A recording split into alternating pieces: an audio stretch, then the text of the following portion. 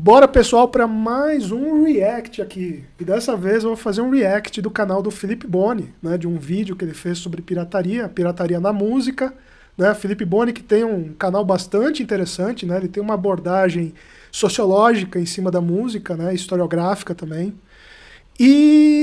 Gente, vão lá no canal dele, se inscrevam, vejam esse vídeo, vejam outros. Excelente canal. Então, dito isto, vamos ao react. Pirataria na música. Olá, olá, o tema do vídeo de hoje é: por que a pirataria da música está voltando na era de ouro do streaming? Então, no começo dos anos 2000, a indústria... Olha só, gente, interessante, né? Porque na semana passada eu fiz o react do do PH Santos. E acontece o seguinte, o PH Santos, ele tinha falado, né, que a pirataria a música estava livre da pirataria, né? Porque tem bastante coisa no Spotify, tem muita coisa, mais coisas ainda no Yahoo Music, mas pode-se ver aí que realmente é uma informação incorreta. Porque realmente tá rolando pirataria na música. Esse não é o único vídeo que fala sobre isso. Tem um vídeo do Gastão falando sobre isso. Talvez eu reaja a esse vídeo mais pra frente, mas vamos ver. Mas vamos acompanhar esse vídeo aqui do Felipe Boni, que ele vai trazer uns pontos interessantes sobre essa questão da pirataria na música, né? Porque muita gente achando que a música já tinha resolvido a questão da pirataria, mas não é bem assim. Então vamos lá. A indústria da música estava em colapso. Plataformas de compartilhamento como o Napster aqui vão se espalhar rapidamente. Não que não tivessem outros aqui, mas antigamente era mais roots e o Napster é o que vai popularizar tudo isso aqui. Então milhões de pessoas vão começar a baixar música de graça. E aí a pirataria vai virar o hábito comum e as receitas vão começar a cair drasticamente. Então a música parecia ter se tornado gratuita por natureza. Olha só que coisa interessante. Ele tá falando do Napster, né? O Napster, ele meio que foi uma revolução, né, que rolou aqui na questão da música. Porque antes, para você ter acesso à música, como que você tinha? Ou você comprava a mídia física, que era vinil, CD, cassete, enfim. Ou você, sei lá, gravava um cassete ou um CD de algum amigo que tinha gravador de CD, de cassete, né, no caso aqueles duplo decks, né? Ou você tinha que gravar pelo rádio, né? Você gravava as músicas que tocavam no rádio e ouvia aquilo. Mas chegou o Napster e criou o arquivo do MP3, né? Que aí as pessoas começaram a compartilhar esse arquivo. Claro que na época o som era péssimo. Se a gente comparar com hoje, né, com o arquivo digital de hoje, nossa, é uma coisa horrorosa. Parece até aqueles gramofones aí do final do século XIX, né? Que você mal ouve o que está tocando. Mas teve isso, né? E teve essa coisa do Napster, né? Teve essa revolução. Eles tomaram um processo do Metallica, né? Por conta disso, né? E de outros artistas também, mas a coisa acabou ficando mais célebre com a questão do Metallica, né? Que ficou mais famoso. Mas é aquilo, né?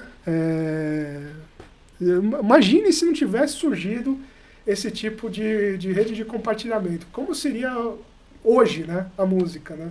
Sei lá, claro que alguém ia lançar também, alguém ia criar isso, aí alguém ia criar um arquivo, alguma coisa, mas é de se pensar, né? Nossa, tá caindo o mundo aqui. Nossa, tá chovendo muito, gente. Espero não cair a energia ou a internet. Vamos lá. E a solução dessa crise veio com o streaming. Então, serviços como o Spotify, que foi lançado em 2006, eles vão prometer um novo pacto aí entre ouvintes e gravadoras. Então, a proposta é muito simples. Os consumidores vão ter acesso fácil e ilimitado a milhões de músicas, no simples toque dos dedos e uma taxa mensal baixa, ou de graça ali com anúncios. E assim, não haveria mais motivo para piratear. E para a indústria, seria um modelo aí de receita legal. Também seria previsível, também seria sustentável, capaz de salvar a música da anarquia digital. E por um tempo, parece que o plano funcionou. Porque em 2024, depois de 10 anos dessa análise aqui de 2014, as vendas aí da indústria da música duplicaram para 29,6 bilhões de dólares. E o streaming domina, representando 69% desses valores. E existem mais de 750 milhões de usuários de assinaturas pagas de streaming no mundo todo. Mas por trás desse sucesso, uma contradição está se formando. Então a pirataria que o streaming prometeu eliminar está voltando. E o mais curioso é o seguinte, que não é só com os números não, mas é também sobre a forma de como as pessoas enxergam a pirataria. pirataria. Então, mesmo aí com a queda do acesso a sites ilegais, a prática vai voltar a ganhar uma legitimidade, principalmente entre os mais jovens. Então, nesse vídeo, a gente vai entender aqui, com base no nosso amigo materialismo histórico, para alegria de muitos e para outros quase rasgar de raiva, que é sempre uma alegria, a gente vai entender aqui que isso não é apenas um erro moral, um acidente. O sistema... Se inscrevam no canal do camarada, hein? Dito isto, continuamos com o React. sistema que venceu a pirataria oferecendo conveniência e também baixo custo, agora vai entrar em uma fase mais madura e mais monopolista. E assim vai recriar essas mesmas condições de escassez artificial, também de exploração, também de frustração, que tornam a pirataria uma resposta irracional e, para alguns, até ética. Então é essa desgraceira que a gente vai tentar entender aqui nesse vídeo. Mas antes, algo que você não pode piratear, que é se tornar um membro aqui do nosso canal. Então quero agradecer aqui todos os capirotos, os corotes azuis e os inomináveis que estão apoiando esse canal. O apoio de vocês é fundamental para que eu continue esse projeto. E caso você queira receber vídeos com antecedência, participar da enquete sobre os próximos vídeos do canal e também receber vídeos exclusivos, vai no botãozinho abaixo do vídeo. Agora, caso você não possa, aperta o like aí, se inscreve. Gente, seja membro do canal aqui do Felipe. Deixa eu já pular aqui. Bom, tá acabando já, vamos lá. No canal para não perder os próximos vídeos e vamos continuar. Mas para que a gente entenda por que o streaming falha em satisfazer os ouvintes e também os artistas, é preciso fazer uma pergunta simples aqui. Quem que manda na porra toda? Então, numa leitura aqui materialista, a base vai ser essa estrutura econômica que sustenta tudo. Então, ela mostra quem controla os meios de produção. E no caso da música digital, esses meios são dois. Na primeira parte, a gente vai ter os direitos autorais, ou seja, o conteúdo em si. E na segunda parte, a gente vai ter as plataformas, que são os canais que vão distribuir esse conteúdo aqui. E o setor musical não é um campo livre e verde de artistas independentes. Ele é dominado por um oligopólio antigo e também concentrado. Então, olha só, gente, de várias gravadoras que nós tínhamos antigamente, tinha Epic, tinha EMI, tinha RCA, tinha não sei o que lá. Hoje só são 3, cara. Olha que bizarro isso, só são 3 gravadoras que restaram. Eu não digo centenas, né? Até porque várias eram de um mesmo grupo, né? Tipo, WEA era da Warner. Mas, bicho, hoje só são 3. Olha que bizarro isso. Bizarro. A tendência é que logo só tenha uma. Não sei se vai ser a Sony, se vai ser a Universal, talvez a Warner não, porque a Warner parece que tá meio manca aí, sei lá. Mas olha que bizarro isso. De todas as gravadoras, todo aquele oligopólio que nós tínhamos enorme, hoje sobraram só 3. Cara, isso é foda.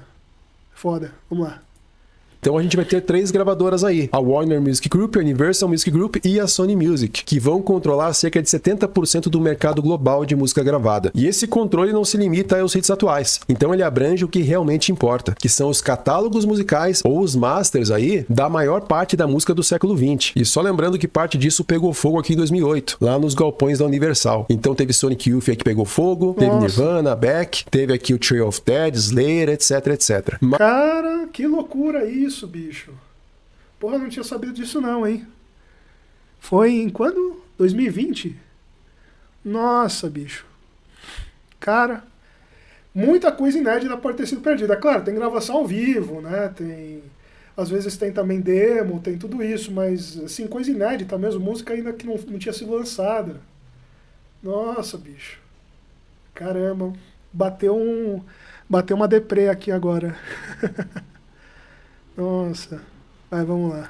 Mas, enfim, qualquer plataforma que queira existir vai precisar negociar com esse cartel aqui. Senão, basicamente, você não vai ter música na sua plataforma. Vai ter só da tua banda e das bandas dos teus amigos aí. Então, isso dá aqui para essas 3 grandes um poder enorme sobre qualquer novo formato que apareça aí. E a parte da distribuição vai seguir o mesmo padrão. E à primeira vista, parece haver aí muita escolha. Mas o mercado vai ser dominado aí por poucos gigantes. Então, o Spotify vai liderar aqui com mais ou menos 32% de toda essa fatia aqui global do streaming da música. Depois vai vir a Tencent Music, que é bem forte aqui na China. Veremos muitos capítulos com... Pô, ele mora na China, bacana. Bacana, legal.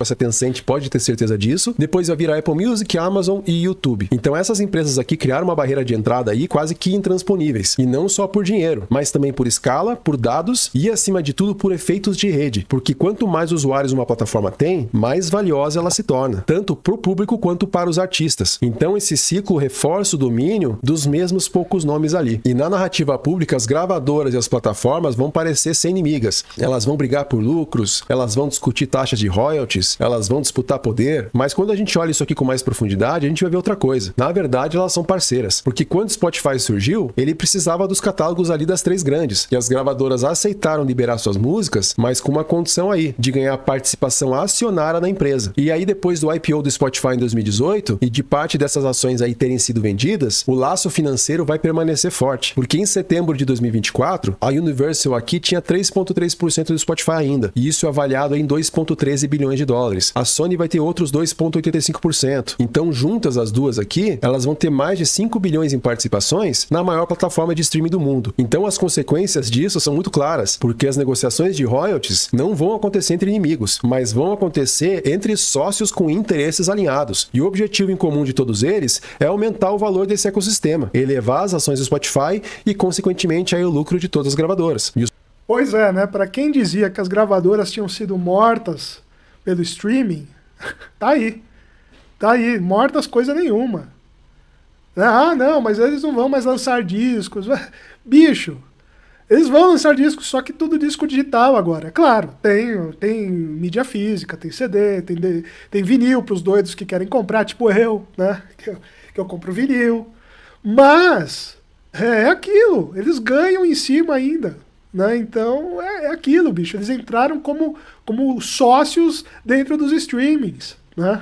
Eu não sei se a coisa funciona do mesmo jeito nos streamings de filmes, mas no streaming de música é isso. Eu já tinha sabido disso antes. Né? Mas muita gente fala que agora a gravadora agora só vai viver de vender CD. Não vão ganhar mais nada. Vão. Vão. Ou assim vão. Né? Inclusive, né? O músico acaba ganhando menos do que a gravadora, né? Porque a gravadora ela tem esse ganho societário dentro da empresa, dentro do streaming, né? Melhor dizendo.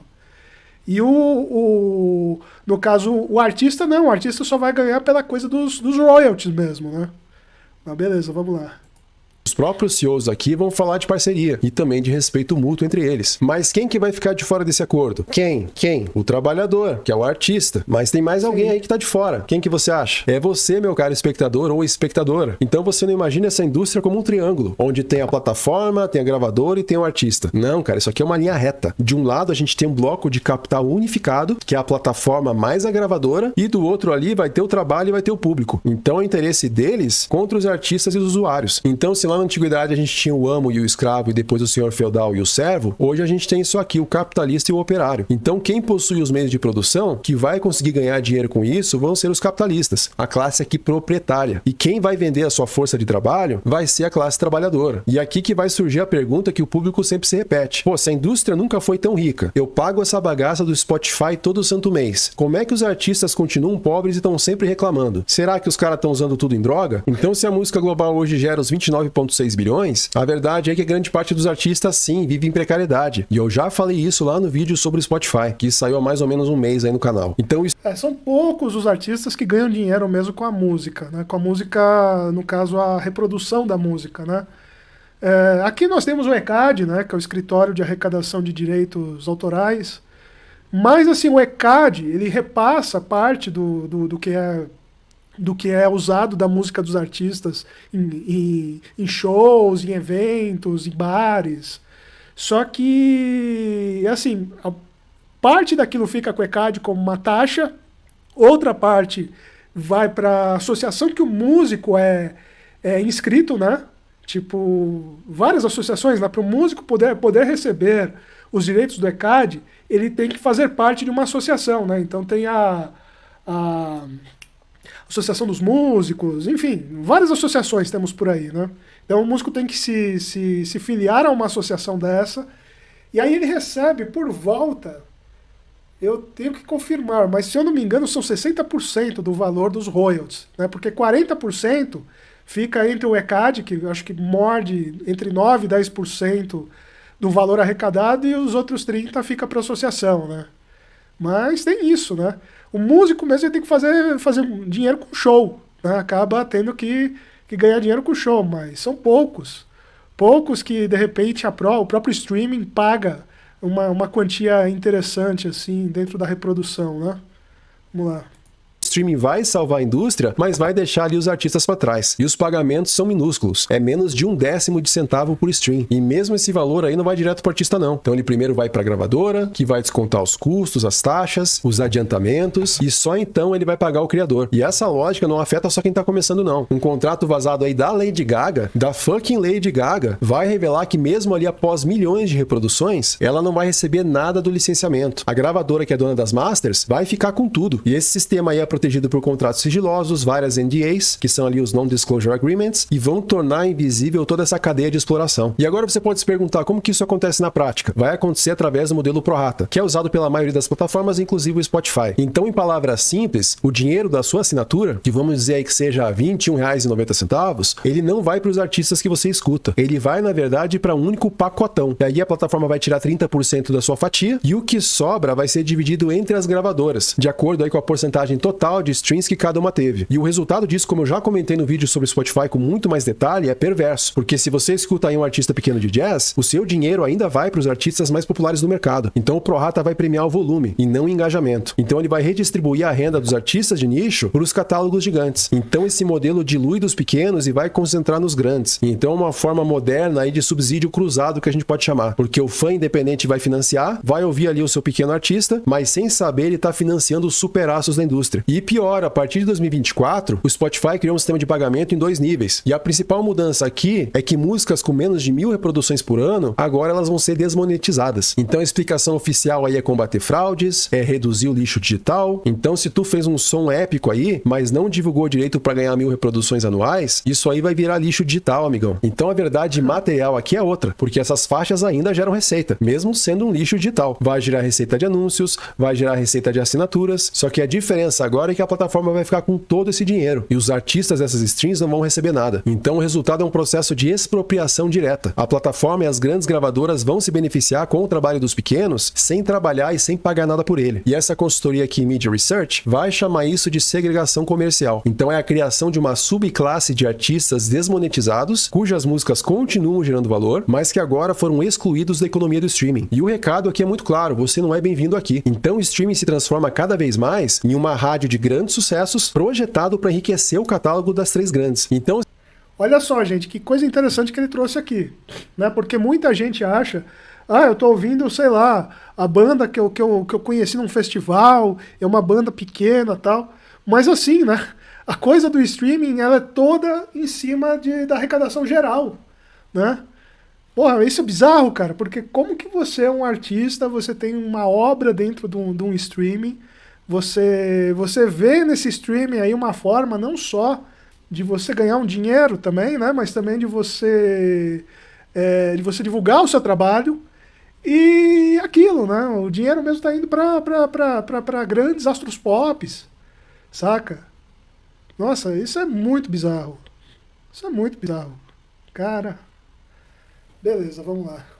Se essa base é o oligopólio e as relações de produção são exploradoras, a gente precisa entender aqui como que essa bagaça se mantém de pé. Então, no materialismo histórico aqui, esse papel pertence à superestrutura, que é o conjunto de leis, de ideologias e também de instituições culturais que justificam e normalizam essa base material. Então, o direito público ele vai dizer que o direito autoral ele existe para proteger os criadores e garantir que eles sejam pagos pelo seu trabalho. Só que quando a gente faz uma análise aqui mais voltada para o marxismo, o copyright não vai proteger o artista não, ele vai proteger o capital, porque o direito autoral vai transformar a criação em propriedade intelectual, algo que pode ser comprado, pode ser vendido e pode ser acumulado, o que as 3 grandes gravadoras fizeram. Então, ao invés de proteger quem cria, ela vai garantir poder a quem possui esse contrato. E para que a gente entenda essa função, vale a gente comparar os sistemas de gravações modernas com os atos ali de fechamento que aconteceram na Inglaterra entre os séculos XV e o século XVIII, que a gente chama aí de Enclosure Acts. Então, Marx vai descrever como o capitalismo começou fechando ali as terras comuns,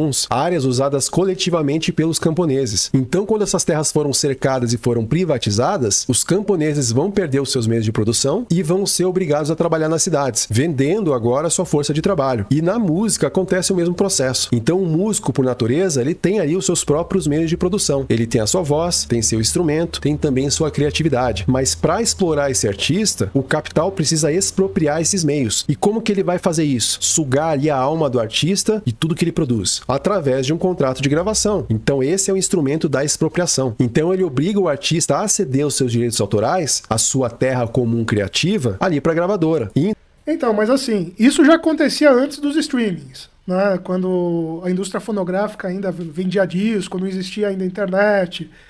Assim, uma banda assinava um contrato, sei lá, de um álbum, só que aquele álbum, assim, a render, vamos supor, o álbum custaria, vamos supor, R$ 50 hoje. O artista ia sair com R$ 5 do álbum, né? Porque o álbum não era do artista. Assim, a obra sim, só que a venda material daquilo era da gravadora. Que a gravadora ia investir dinheiro com matéria-prima, né? No caso vinil, ou CD, que acho que é acrílico, sei lá. A gravadora ia também investir em marketing, a gravadora ia fazer uma série de coisas. Então era da gravadora, não era do artista, ok. A obra, as composições do álbum eram dos artistas, mas o álbum em si era da gravadora, né? Então mudou essa coisa, né?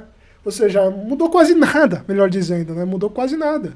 Porque assim, o artista era obrigado a assinar, ou ele assinava ou ele assinava, porque se ele não assinasse esses contratos leoninos, ele simplesmente ia ficar num limbo, ninguém ia conhecê-lo, saca? Ele ia tocar só em barzinhos aí flopados. Então, justamente para ter acesso a grandes shows, a turnês, a festivais, os músicos faziam isso, né? Então eles vendiam a própria obra para a gravadora, né? Mas beleza, vamos lá.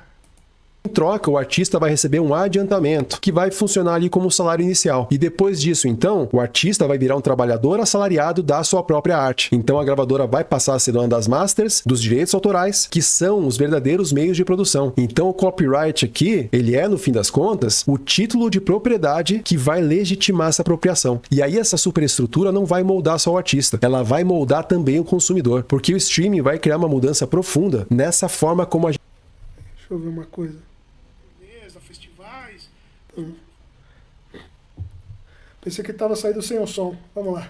A gente vivencia a cultura. Então a gente passou da propriedade, que era ali comprar os CDs, até mesmo fazer um download de uma música ali que tu comprou, e agora a gente vai ter o acesso. Então a gente vai pagar por um aluguel contínuo. E a propaganda vai dizer que isso é liberdade. Você não precisa comprar mais nada. Você pode ter tudo ao seu alcance. Como vai dizer ali o Wendel Carvalho, o Spotify vai botar R$ 200 na sua conta todo mês. E você ainda reclama, seu safado. Mas na prática, para quem tá no planeta Terra, a gente sabe que é o contrário. Porque pro consumidor, o aluguel é algo frágil. Você não possui nada. As plataformas podem remover discos, podem remover músicas, podem remover catálogos inteiros, e eles podem fazer isso a qualquer momento. Pode ser por disputas de contrato e até mesmo por uma simples decisão comercial. Então, mesmo conteúdo aí comprado, ele pode desaparecer do dia para noite. Então você perde os seus direitos básicos, como revender, Olha, uma coisa que eu já falava, né?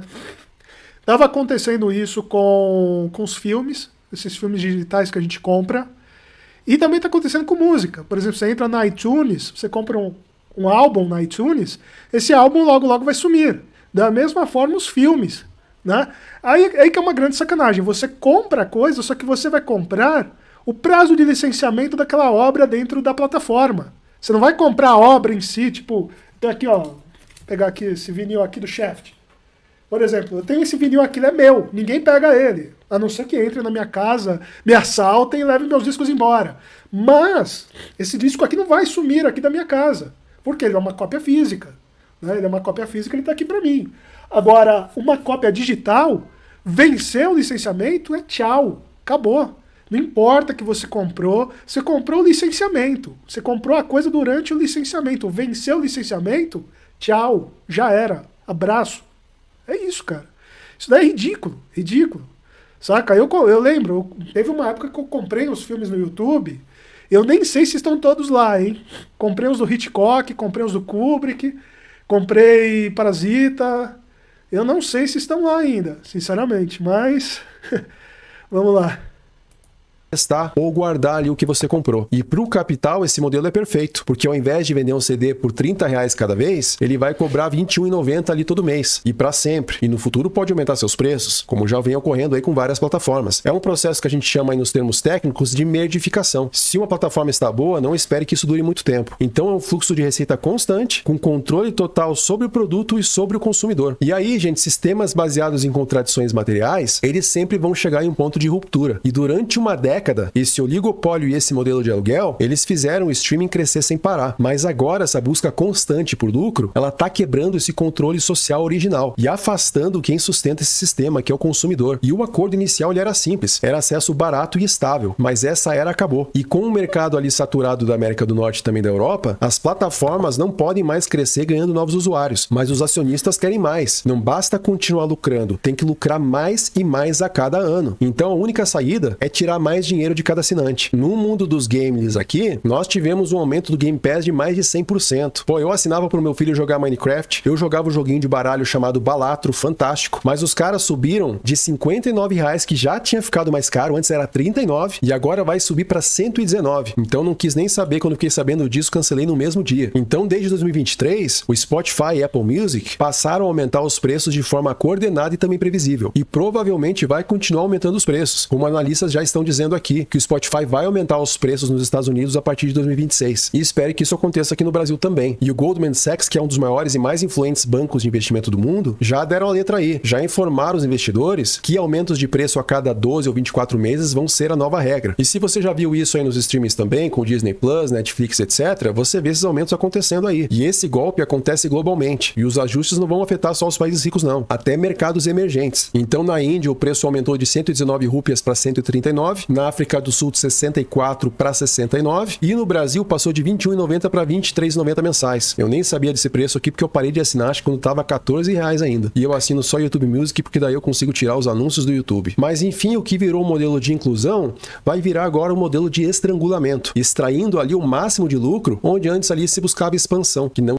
Olha, ele falou uma coisa interessante. O YouTube Music tem essa coisa da abrangência, né, da biblioteca, que é uma biblioteca muito grande, é maior do que a do Spotify. E tem essa coisa do YouTube, né, de você não ter mais... Você tem o Premium, né, você tem o YouTube Premium, né, com o YouTube Music. É uma coisa a se considerar aí. Não sei não se eu não vou cancelar meu Spotify. Vamos ver. Está mais acontecendo em muitas plataformas. E o consumidor, ele vai chegar no limite. Então hoje, todo mundo aí paga por vários serviços, para música, para vídeo, para jogos, e todos eles estão subindo de preço ano a ano. Então a inflação dos streamings se soma à inflação da vida real. E de acordo com uma pesquisa da Deloitte Digital Media Trends, 47% dos consumidores dizem que os custos que estão aumentando fizeram eles cancelar pelo menos um serviço nos últimos 6 meses. E claro que as pessoas têm um limite de conforto para arcar com entretenimento. E esse limite está sendo ultrapassado faz um bom tempo. Só que tem algo pior do que pagar mais? Claro que tem. Pagar mais por menos. Então essa promessa de que tudo existiria em um só lugar morreu faz um bom tempo. E no vídeo essa fragmentação ela é muito clara, porque cada estúdio vai ter sua própria plataforma. Disney Plus, HBO Max, Paramount Plus. Tu paga a Amazon e dá pra assinar coisa dentro da Amazon. Aí... Não, mas isso já acontece. Isso já acontece já. É, a tendência é que se fragmente ainda mais. Né? Que outros estúdios, sei lá, vai ter o streaming da A24 daqui a pouco, vai ter o streaming sei lá, de vários estúdios, né? Cada estúdio vai ter seu streaming. A tendência é a fragmentação geral.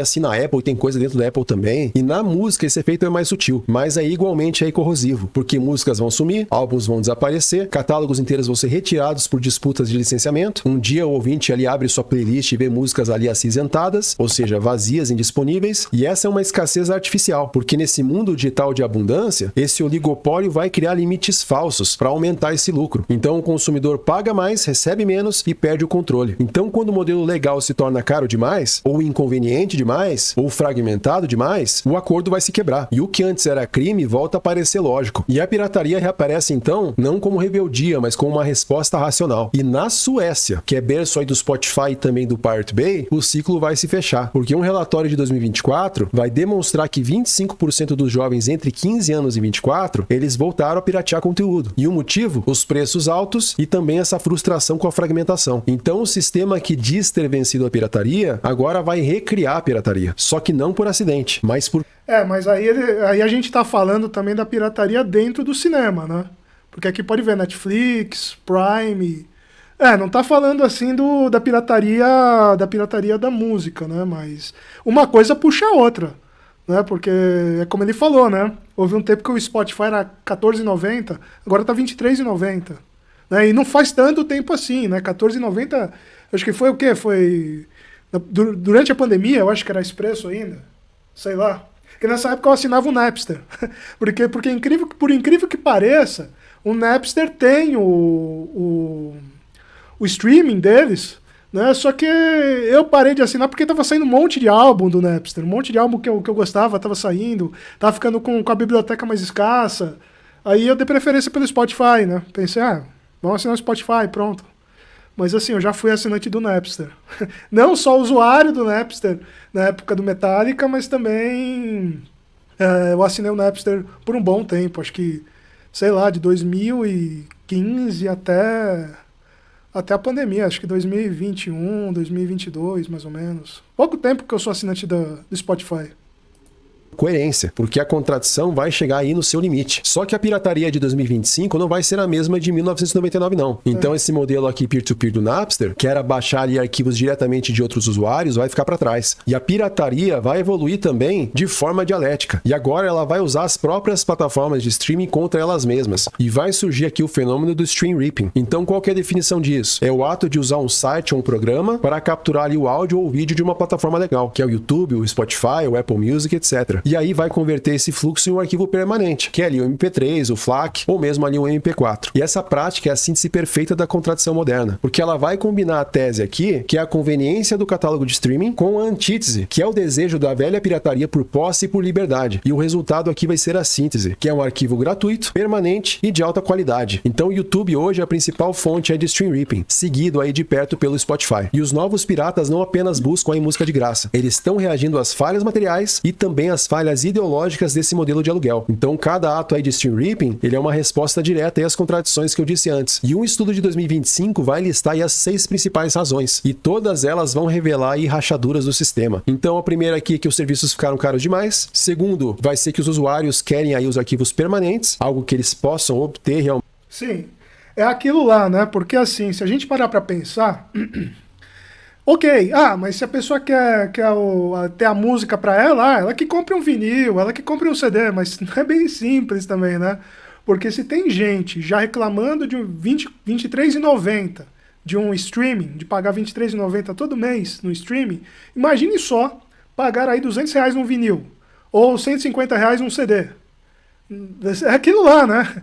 Se a questão é a questão do preço, né, essa coisa da mídia física cai por terra, né? Porque só quem tem realmente condições financeiras de poder comprar um vinil, um CD, um DVD, um Blu-ray, pode comprar isso, né?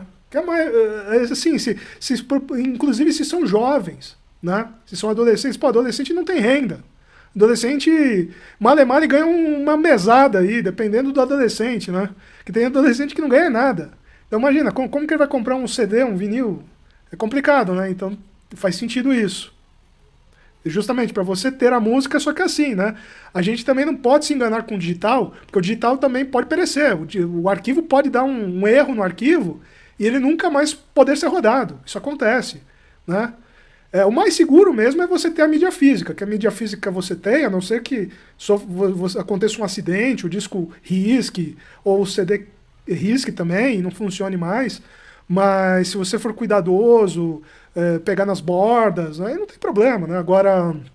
Agora, sei lá, né? Essa questão mesmo de você ter a música para você, eu diria assim, pra gente ter a mídia física, né? Mas é como ele falou, se tem gente que já acha caro pagar R$23,90 no streaming, imagine pagar R$200 num vinil, né? Meio inviável isso, né? Vamos lá. Ter pertencimento disso. 3, muitas músicas aqui, discos faltando nas plataformas. 4, arquivos piratas oferecem uma melhor qualidade de som do que alguns serviços de streaming. Olha que doideira isso. Ainda as mudanças na indústria tornaram os serviços de streaming menos amigáveis aos usuários. E ainda as comunidades de... porque o usuário ele é meio tratado como se fosse um cliente de McDonald's. Tá lá a foto lá do hambúrguer, é aquilo. Se tiver uma merda na hora que você for comer, azar o seu. Você que pague e coma, engula e é aquilo, né? Então é aquilo, eles vão, nossa, nós temos o álbum, não sei o que lá, blá blá blá, tá lá, oh, nossa, tem que ter esse álbum. Aí você ouve a música, a qualidade tá uma merda. Mas é o que eles oferecem. Eles não vão te oferecer nada além disso, né? Então, sei lá.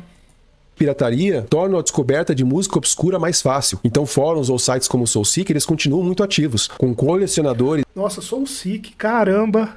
Bicho, ainda existe isso? Será que o LimeWire ainda existe? Caramba, bicho, SoulSeek. Nossa. Caramba, bateu aqui um déjà vu legal aqui, viu? Caramba, SoulSeek, quanto tempo eu não ouço esse nome? E ainda existe, hein? Poxa, vamos lá. E fãs atuando como curadores culturais. Então eles vão compartilhar raridades e vão preservar essa memória musical que os algoritmos ali do Spotify, que estão voltados aí para o lucro e para o mainstream, eles estão um pouco se lixando para isso. E aí a resposta oficial da indústria, ela é muito simples e repetida aí há décadas. Piratear é roubar. Então essa é a ética burguesa da propriedade, que o que é legal é justo e o que é ilegal é errado. Então, segundo essa lógica, baixar uma música sem pagar seria o mesmo aí que roubar um CD de uma loja. Uma violação de propriedade intelectual que prejudica os criadores e vai ameaçar a economia. Mas... falando nisso, vocês lembram daquelas propagandas toscas, sei lá, dos anos 90, anos 2000, que falavam sobre pirataria, que tipo assim... Deve ter aí no YouTube, se bobear, acho que eu vou até procurar depois dessa propaganda, porque é uma propaganda muito tosca, né? É igual que as propagandas antidrogas, né? Mas a propaganda antipirataria tinha uma que era basicamente isso, né? Tipo um jovem, assim, um adolescente chega assim, meio que uma boca de fumo, ele fala... Chega lá, tipo, um traficante lá, com umas metrancas lá pra cima dele. E aí, mano, o que você quer? Não sei o que lá. Eu falo, não, cara, eu tô procurando o último disco da minha banda, a banda tal. Aí, tem aqui, acabou de chegar, toma aqui. Aí ele pega, né, o CD, né, o CD é aquela coisa bem de pirataria mesmo, né, que era uma Xerox, um plastiquinho e o CD dentro, né. Aí ele pega, nossa, pô, legal, toma aqui e tal. Aí ele dá, acho que uns R$5 lá pro cara, lá R$2, sei lá. Aí ele fala, peraí, tem troco. Aí o traficante chega pra ele, tem troco. Aí ele, troco, mas eu vou te pagar em bala. Aí ele começa a jogar umas balas, assim, de fuzil na mão do moleque. Porra, cara. Não, na boa. A galera que imaginava, a galera do marketing que imaginava essas propagandas, olha, bicho... É tudo uns Luiz Bossa da vida, bicho. Puta, que tosqueira, cara. Que tosqueira. Eu até vou ver se tem uma propaganda dessa ou não também, porque vai que tem alguma música aí, me derrube aí. Mas vocês sabem do que eu tô falando, né? Essa propaganda aí, do cara chegar numa boca de fumo, comprar um CD. Ai, que coisa ridícula, cara. Vamos lá. Se a gente analisar isso materialmente aqui, a gente pode ter uma outra pergunta. Não piratear é justo para quem? Quem realmente se beneficia dessa justiça? Porque como a gente viu antes, o modelo do streaming, ele é estruturalmente injusto justamente para quem produz música. Então os artistas, eles são tratados como subclasse dentro de um sistema que expropria o seu trabalho e transfere o seu lucro para um pequeno grupo de corporações. Então a justiça da indústria é a justiça do capital, o direito de explorar e vender o que os outros criam. E essa visão materialista da pirataria, ela começa com uma ideia bem simples, que é a escassez. Então um bem físico, como um CD ou esse sanduichão aqui que a gente vê na tela, ele é algo aqui escasso. Se eu roubar esse sanduíche de você, você vai ficar sem ele. Mas um bem digital como o MP3, ele não é escasso. Ele pode ser copiado infinitamente, ainda sem custo nenhum e sem tirar nada do dono original. Então essa é a essência da contradição, porque o capitalismo precisa de escassez para existir. É a escassez que dá valor e permite o lucro. Mas o mundo digital é, por essência, pós-escassez. A escassez já foi, esse momento já foi. Então, para continuar lucrando, o sistema precisa inventar uma escassez artificial. Então, essa superestrutura aqui, que são as leis de copyright, que são os DRM da vida, que são os bloqueios regionais, ou o modelo aí de aluguel de streaming, esse é o aparato criado para impor limites artificiais para essa abundância natural da tecnologia. Então, dentro dessa lógica, gente, eu preciso falar a real aqui. Vou precisar concordar com o palestrinha que sou eu mesmo aqui nesse caso. Pirataria não é roubo. Ele é um ato de redistribuição pós-escassez. Então ele é um gesto que revela a contradição do que a tecnologia permite, que é o acesso livre, que é a abundância, e o que o capital precisa, que é essa restrição e esse lucro. Então é uma contradição entre tecnologia e capital que a gente está falando aqui. E agora eu deixo uma pergunta bem honesta para você responder nos comentários. O verdadeiro roubo é o download gratuito do consumidor ou é o roubo das corporações de streaming, que se recusam a compensar os artistas e transformam aí a cultura em uma planilha de lucros? Então, sob essa ótica aqui, talvez a pirataria seja um sintoma e não um crime. crime, porque ela vai surgir quando a base da indústria se mostra quebrada, se mostra concentrada e muito, muito injusta. Principalmente quando os artistas e os ouvintes percebem que estão do lado perdedor desse acordo. Eu espero que você tenha gostado desse vídeo. Não se esqueça de apertar o like, se inscrever no canal e te aguardo no próximo. Uma ótima semana também, Felipe. Cara, deixa eu até dar um joinha aqui. Antes de mais nada, eu tava falando desse vídeo tosco aí do Antipirata aí. Opa, peraí. Ah, caramba. Tá pedindo pra reiniciar o Firefox. Oh, caramba. Peraí, gente. Deixa eu ver qual é a pirataria. Ah, eu acho que é essa. Ah, não, é essa aqui, troco em balas. Eu acho que é isso. Olha só, gente, que coisa tosca, sabe? Assim, eram umas analogias, tipo assim, nada a ver. DVD, show. Tipo, umas analogias nada a ver, saca? Com fé, tudo bem, ok. Era o discurso da indústria. Mas, porra, cara, você botar um negócio assim no mesmo patamar de narcotráfico, de crime organizado, assim, sei lá, né? Olha só como era a propaganda, sei lá, anos 90, anos 2000. DVD, show, filme, desenho. Ô, chefia, fica à vontade. Ah, é. Não é aquele DVD que estraga no aparelho não, né? Ô, patrão, esse daí, isso é coisa boa, meu. Maravilha. Tem alguma promoção aqui? Vou fazer uma promoção boa pra chefia agora. Você vai levar 3 e vai me pagar só 2. Só que acho que eu tô sem troco. Então eu troco pro senhor. Eu posso dar o troco em bala? O dinheiro que circula na pirataria... Mas não era esse que eu tinha visto. Organizado. DVD pirata é crime. Filme em DVD só original. Eu tinha visto um outro aí, que era tipo um adolescente, mas... A tônica geral é essa, né? É tipo você associar lá o camelô, lá, o cara que tá sei lá, ganhando pão aí, mesmo que seja com algo pirata, mas enfim, o cara tá ganhando dinheiro dele, né? E aí você faz essa analogia aí com o narcotráfico, né? Com aquela coisa, né? Caramba, mas é muito tosco. Bom, gente, mas é isso aí. Peraí, acho que é isso aqui. Não. Olá, o tema do vídeo de hoje. Peraí, já foi, Felipe. Então é isso aí, gente. Se inscrevam aí no canal do Felipe, um ótimo vídeo que nós vimos agora. É um vídeo que tem uma análise do materialismo dialético em cima do mercado de streaming. Se inscrevam no canal do Felipe, dão um joinha também aí nos vídeos dele, assistam os vídeos, assistam esse também, né, pra valer também como se fosse botem pra rolar, né, pra valer o view dele, né. E deem uma força pro camarada aí, se inscrevam no canal dele. Ok, gente? Então o react foi esse.